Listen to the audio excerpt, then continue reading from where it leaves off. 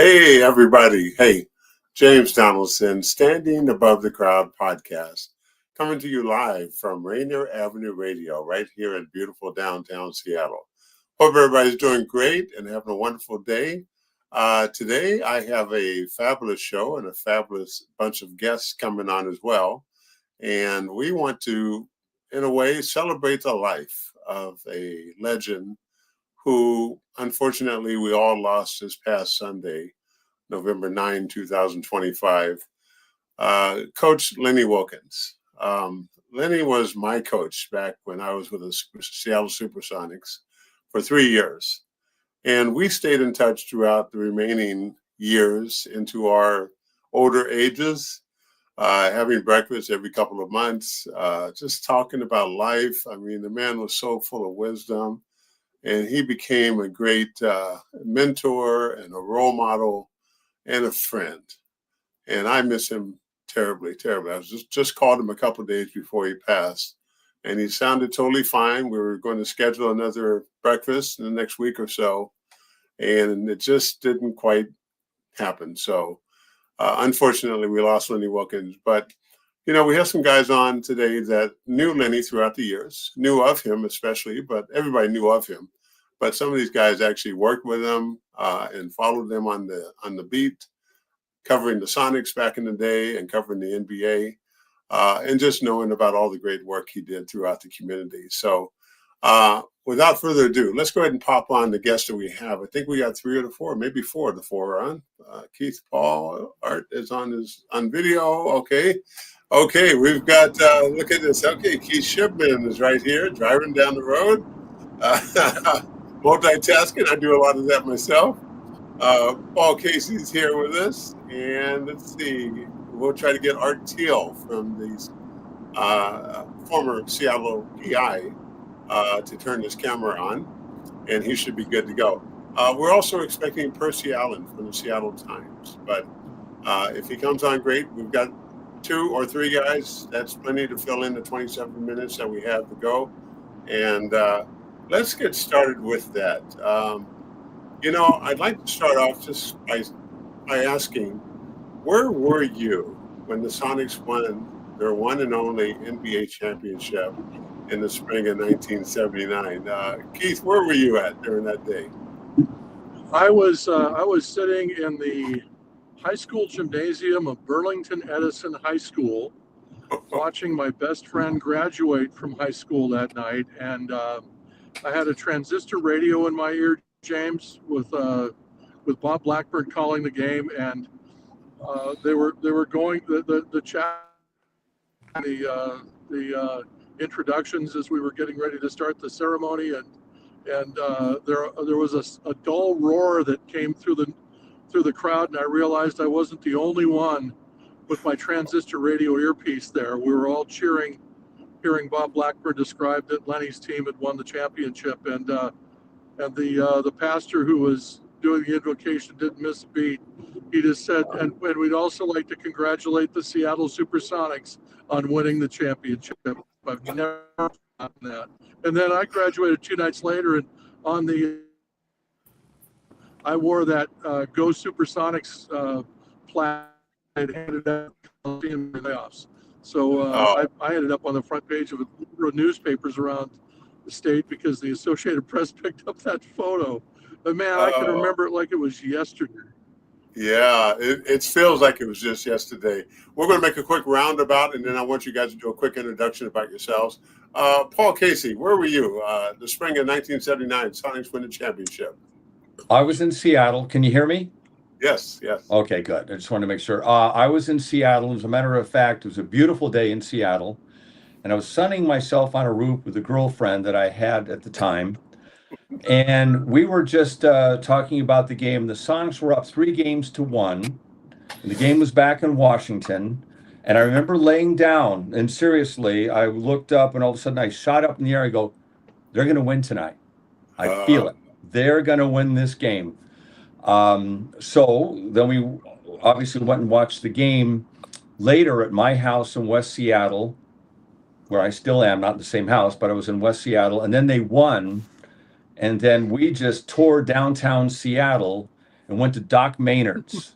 And then the whole place just came engulfed with people, thousands of people. There were people on lampposts, that sort of thing, and on the street signs. So I remember that extremely well. I didn't get to see them when they came in the next day at Boeing Field, but anyhow, that was kind of where I was at. Wow, fantastic. Percy Allen, hey, spring of 1979, Sonics win the championship. Where were you? I got no idea. No idea. So I will say, I don't think I'm as old as everyone on this podcast. They watch so, it. Thanks a lot. I know. In most groups, I am the older statesman, but in this group, I don't believe I am. I was in Cleveland, Ohio. In the spring of 1979. I would have been in the fourth grade or so. And because, as you guys know, back then everything was tape delayed. So when the Sonics won, I probably didn't find out about it until the next day, because it was past my bedtime, and so I'm sure I didn't find out about it until the next day. And really, for folks growing up in Cleveland, Ohio at that time, we didn't really pay much attention, kids doing now. And I hope at some point in time that we'll get to talking about Coach and his other places, because that's where I really sort of came into knowing who Lenny Wilkens was when he was with the Cavaliers, and so and then I obviously I knew him later in life, but the spring of 1979. Sorry, I wish I had some great story about sunbathing on a roof with that's a great story, but I don't have anything like that now. Okay, well, hey, man, that's great. Me, I was wrapping up my my university life at Washington State University, spring of '79, graduating that spring, and it was all the buzz on campus as well. I was a California kid, so I didn't really get into it like everyone else, but boy, those students at Washington State, they went crazy for that. Now let's make the round and just get a quick introduction about yourselves and maybe a remembrance or two of Lenny Wilkens. Keith, why don't you take it away? Keith Shipman, and I was a sportscaster in Seattle from 1983 until 1999, and I worked with KOMO right out of Washington State University on the radio side with Bob Rondo as a reporter, and that's where I formally met Lenny for the first time, and then for the last 30 years or so, I've been in broadcast management, owned some radio stations in Bend, Oregon, and I grew up in Puyallup and Bellingham, so I was at the Seattle Center Coliseum early in Lenny's career when he was becoming what I think was the first superstar in Seattle professional sports history. Yeah, well, fantastic. Paul, we're a little bit about your background and how did you meet Lenny, or where'd you see him at? Well, let's see. I an entrepreneur. I had a number of other jobs before I got into that, but got into publishing newspapers and hosting radio shows, which I'm still doing. And then, I was a big basketball fan because the Seattle Supersonics, when they came in 1967, we moved here in a Dodge Dart from New York in 1962, and I was like 3 years old. Got across the country, and Seattle was still a backwater town. Space Needle, now that's, we just had the World's Fair. We got here a week before the World's Fair started, which is amazing. Okay. Seattle really seemed to take off. But so when we got the Sonics in 1967, everybody was so thrilled. Al Bianchi was the first coach, and I went to I think I told you today, I went to the fourth game or fifth game of the Sonics, and they were playing Jerry West, Elgin Baylor, Bob Rule was the center, and they won that game going away. No, that was another game. I think it was a 144-140, and the Sonics won. Wow. And it was an incredible game. So I was hooked. And then certainly we, had some good years, some very lean years. But the big thing for me about Lenny Wilkens and the memory was that in 1978, Seattle was 5-17 or 18 on the season. And Bob Hopkins was the coach. And he was fired and they brought Lenny Wilkens in, and they caught fire. And they went on to run the table during the season. They passed everybody. And then they were in the NBA championships against the Washington Bullets. Yes. This was 78. They went to Game 7 in the Seattle Center Coliseum. I wasn't there, but I was watching it on TV. And I think I was going to look it up since we visited on this, but they lost the Game 7. It was close. It was like 6 points. But I will share with you today, and I will say it again. That's the only time I kind of cried when a team lost the game. I mean, I'm a Cougar all the way, and we've had our ups and downs, but it never brought me to tears, whatever they've done.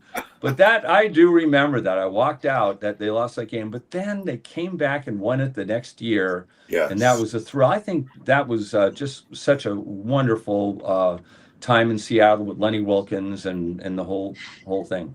Fantastic. Before we go to Percy, I got a little memo that Art is here. He's in the backstage somewhere, but your camera's not on, Art. You got to turn your camera on. You can get on the screen with us. Percy, a little bit about yourself and how and when and where did you see Lenny Wilkens and interact with him? Sure, Percy Allen with the Seattle Times. I came out here in the late '90s. So by the time I came here, Coach was already doing other things, and so when I first really met him, he was just kind of coming back into basketball. And what I remember of him is just being so gracious of his time, right? Like he didn't really know me. And so like I would tell these stories of being from Cleveland and like,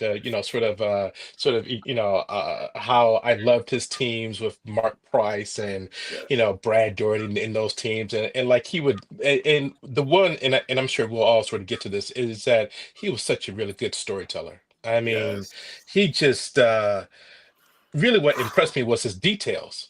Like, I mean, he would pull things that like I would later look and up, yep, had it. And so that's really, again, somebody who is a storyteller. I need folks and I love folks who will one give me their time and then give me their stories and such really great stories. And like he didn't have to, but that's the one cool thing about coaching that, and I'm sure what everybody will say is that he was just a good human being, right? Yes. And just gentle in his nature. That I would like he allowed. This was back when we could watch practices, and James, you could sort of speak to the now. Maybe you know him in a different state, but I never heard him like MF players, right? That's right. Like No, just. no. Never, right? That's right. And I've been in look, and like Art can sort of jump on here. I've been thousands of practices, so many, and I've never heard him like, get into players like that, and yet he would have their attention. And I'm Yes. talking about younger dudes who may not even know who he was. And like he would just like, run a drill and he just had a way about him, right? I mean, He just did. certain dudes just have a way. And Yeah. so those are I mean, I've got so many stories, but again, I've got the stories of Coach later in his life, and so I'm here to like listen to like of these stories that of him in his younger days, because Yes. I'm so fascinated by him. He was a wonderful human being. Yeah. One of a kind. One of a kind. And I was mentioning that the other day that I never heard Lenny swear in all the years Yeah, I've been around yeah, him. yeah. What he would do, body language wise, he'd cross his arms, and sometimes he'd turn his back and give you the cold shoulder, and that's about But we could read body language louder. We could more than we could hear from across the court. I was saying to you, James, that's almost worse than yelling because yes, right? Right? That's right. That's right. Wow. Well, we lost a iconic figure in Lenny, and they don't make him like him anymore. What did Lenny mean to the community of Seattle? And is there anybody out there in the sports world anywhere that's comparable? Percy, take it away. What do you think? Oh boy, what did he mean to the city of Seattle? Well, so we could start with his philanthropic endeavors, and you go straight to Odessa Brown Clinic there, right? And so I was privileged and I was lucky enough to just go to a couple of those charity balls and to that golf tournament. Why he would invite me, number one, I couldn't play a lick of golf. horrible. And I felt so bad for like people who like would pay money to like Yeah. golf with me, and I'm like so bad. But one, so that right there, like for him to identify, and now again, I wasn't there, but I've heard him tell the story so many times how he and Marilyn first came out here, Yes. and for him to sort of identify that clinic and say that I can lend my name to them and make an impact. And not just once, Amazing. over and over, and just like make that my mission. Yes. And you guys, and again, you can speak to this and like tell me if I'm wrong. How many people were doing that in the 60s? I mean, like, how Yes. many people were like doing that in the 70s? Now, maybe like every now and then, do a Nino Brown type of a deal and just hand out some turkeys. But I mean, like, truly, like, make it your life mission. Yeah. Yeah. And so that's what I remember, when you talk about the community aspect of it. That's why I think that statue is there outside of Climate Pledge Arena. More, Yeah. you shouldn't say more so than the winning, because it's sports, and so if you don't win, right, I mean, we kind of know that Yeah. type of game. But it's just as important. That impact, I like saw it firsthand. You can't tell me that it's not real, because when you see it and it's tangible, and Yeah. and when you went to that clinic, it was very real. So now, are there other people doing that? I'm sure there are. I'm sure other communities. I do wonder, in this community, in the sports world, who's going to pick up that mantle. And so we can Mm. have that discussion later. I think there's some great candidates. I like what Jamal Crawford, Yeah. is as a person. And there's some other names that like people can like sort of throw out. But that's the impact that I saw from Coach time and time again. That's very insightful. Thank you for that. Paul, what did Lenny mean to the Seattle community? And is there anybody out there comparable doing a similar thing or having a similar impact? Well, he comes here. He's not from here. He was born in New York, and he lived a lot of different places, but he chose to live here in this community after He he did. retired. He lived here throughout his life, and I think that was a huge statement about his affection for this area. And what more can you really say about what he felt about this area? And I was when, let's say, sports figures do that, it means a lot to me. It's like, that's pretty neat. Not only do they use Seattle as something to advance their career, but then they stay here. And that was pretty remarkable, I felt. It really Just was. wanted to mention something too, just going back to the 70-71 season. When he was the player coach, he was playing still, and he was the coach of the Sonics.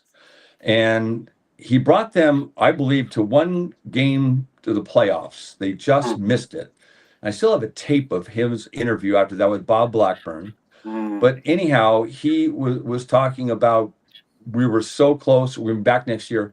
Then he was let go in the season. And he went, I don't know if he went to Cleveland then, or was He it went to Portland. Was it? Okay. And it was devastating.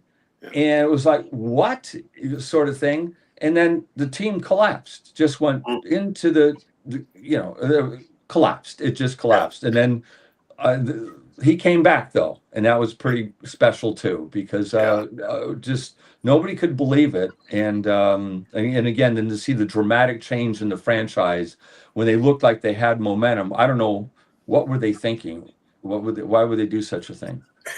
Well, Tom Nasalki traded him to Cleveland, yeah. and I've never forgiven Tom Nasalki. Never forgiven that guy. What year was that? Was he excuse me, Keith? Was he like the general manager then, or coach, or who? He was the head I know the coach. name. Okay. Yeah, Tom Nasalki was the coach, and All right. never forgiven that guy. It broke my heart when Lenny was traded. I mentioned earlier, and yes, Percy, I am a lot older, unfortunately, but we had the University of Washington, and Hugh McElhaney was probably the first superstar associated with Husky football. We had the Seattle Pilots, but nobody really emerged there. We had Elgin Baylor, but that was Seattle University at the college level. The first professional superstar we had, in my mind, was Lenny. And he did that. He did that on and off the court. He was a superstar. And as an impressionable 7-year-old kid who went to the Coliseum with my dad on a number of occasions to watch him play, I was always amazed at what he could do with his ball handling skills. And he was such an unselfish player. And then he carried that over into his personal life. When we talk about, and Percy, you said so eloquently, the work that he did on behalf of the Odessa Brown Clinic, he did that without fanfare. He was very humbling about that. And he really led by example about how you can influence a community through the voice that you have through athletics. And I agree with you wholeheartedly. That statue stands in front of Climate Pledge, not just because he was an extraordinary basketball player and coach, but because he was an extraordinary gentleman. He was a Hall of Fame human being on so many levels. And I just felt grateful that I was able to meet and visit with him and be welcomed into his circle, from a distance as a reporter. A lovely, lovely human being. Yeah, he That's really awesome. was. Yeah. That's awesome. Yeah. And that's why when the Selke traded him, that's why I was so upset, because he was our superstar. Yeah. So is it true, Keith, that I was not around then, but did he want to continue being player coach and they wanted to make a different move that way? And because he was traded to Cleveland and that didn't take very long, then he went to Portland and then he got back into the player coaching deal. Yeah, and I think the Sonics had a very misguided piece of advice when they made that move. I think he still wanted to coach and play, and he proved he could do it well. As Paul mentioned, he had him within one game of the playoffs as a player coach. And I look at what Lenny did with that team, and then again, certainly in '78, he was a master at creating chemistry, a master at motivating people to get the most out of them individually. And interestingly, I think we don't see that anymore in sports. And the closest thing I've seen to it in the last 25 years is what Pat Murphy has done with the Milwaukee Brewers the last two seasons. I mean, Pat's 66, he'll be 67 soon. He had the most victories in Major League Baseball this year. And it took the team to the National League Championship Series, but he relates so well to his players and manages them and connects with them. And that's what Lenny had. He had that secret sauce about him that not too many people possess in life. Yeah, that's so true. And he had a really dignified, humble way about him. Didn't seek attention. I posted a little something on Facebook the day he passed. It's received hundreds and hundreds of views and likes and comments. Every single one of them absolutely 100% positive.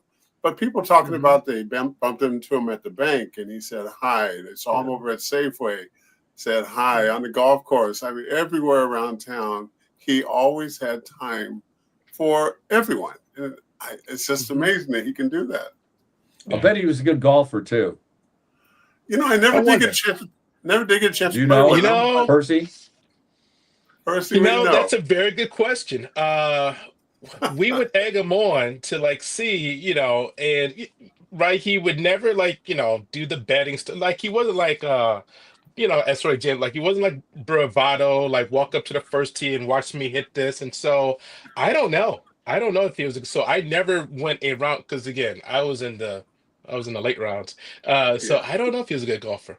Yeah. Well, he had to spend so much time, smoozing and glad handing and saying hi to everybody and people saying. But I'll just bet he was. I mean, I don't know if he's a scratch golfer, but I'll bet when he took something on, it's just not knowing him, just indirectly that he would. I know he played up until the last year or so, so he was still pretty active golfing. Okay.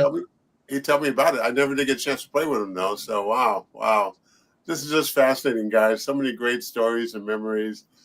Any life lessons learned by observing Lenny or even working directly with him? What did you learn from a man like Lenny Wilkens?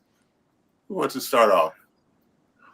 Well, I when I arrived in Seattle in 1983, I can still remember the day I met him. It was at a shoot-around before a game, and he took an immediate interest to know a little bit more about me. I introduced myself, and he said, "You're new to town. Nancy told me about you, Nancy Welch, who was Yes. handling PR at the time." And he said, "Where'd you go to school?" He wanted to know, where I grew up. Wanted to know if I was a fan. When I graduated, he asked all of these questions of me and showed very sincere interest. And he looked me right in the eye and shook my hand. And the thing I appreciated most about him is he never forgot anybody's name. Once you met him, he had this incredible ability to remember names as well. At least that was my experience with him. And then he also asked me a very important question that day that I found to be very thought provoking, and that was, what do you like to do outside of sports? What kind of community activities are you involved in? Do you have a passion that's outside of your work or your family? And I think that was his way of sharing with me that is an important a part of your life. And I later learned from Phil Smart, who was Phil Smart, Mercedes-Benz in Seattle. Phil had this speech that he gave for the 3/8. You have 8 hours of work, you have 8 hours of rest, and it's what you do with that third 8 hours in your day that will change your neighborhood and your family and your community and perhaps the world. And I think Lenny lived that. Lenny Wilkens lived that philosophy, perhaps without saying it, but he lived it. And what a great example. I was once asked by a basketball coach that was coaching at the college level that came through town, and he was having trouble reaching, one of his players. And he said, "Who would you suggest this kid pattern his life after?" I said, "There's only one guy, Lenny Wilkens." And there we go. And that was and he influenced so many young people without even knowing it. He influenced a kid from Puyallup and Bellingham by the way he led by example. You asked James where were we at when we thought about Keith, we got to get ready to wrap, Keith, because I got the hook from the producer. But hey, guys, thank you so much for this wonderful tribute and celebration of life to Coach Lenny Wilkens. We're going to miss him terribly. I miss him already so much. And thank you so much. Thanks for having us. James Donaldson, Standing Above the Crowd podcast every single Thursday, 3:30 p.m. Come on by and see us, see me, and see our wonderful guests each time. Have a great day.